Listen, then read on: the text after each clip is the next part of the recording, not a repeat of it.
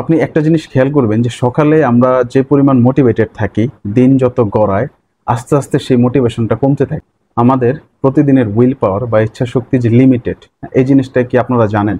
আমিও এতদিন জানতাম না। আমাদের ব্রেইনের প্রি ফ্রন্টাল যে কর্টেক্স এরিয়াটা আছে, এটা হচ্ছে উইল পাওয়ারের বেস, মানে উইল পাওয়ারের ভিত্তি হচ্ছে এটা। মনে করেন আপনি সকালে 100% স্টোরেজের উইল পাওয়ার নিয়ে স্টার্ট করলেন। তো সকালে থেকে উঠে যে কটা আপনার ডিসিশন নেবেন, আস্তে আস্তে 100%-এর যে স্টোরেজটা আছে সেটা কমতে থাকে। প্রতিটা সেলফ কন্ট্রোল ডিসিশন নিতে গিয়ে আমাদের আস্তে আস্তে ওই লিমিটেড এনার্জি খরচ হতে থাকে, আমরা আস্তে আস্তে সেই এনার্জি কনজিউম করি।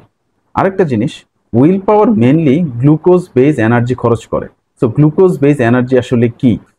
একটি স্টাডিতে দেখা যায় যে লো ব্লাড গ্লুকোজ লেভেল হলে একজন মানুষ সিগনিফিক্যান্টলি তার সেলফ কন্ট্রোল রিডিউস করে। এরপর আসি ডিসিশন ফ্যাটিক কি, বা ডিসিশন নিতে নিতে কেন টায়ার্ডনেস চলে আসে।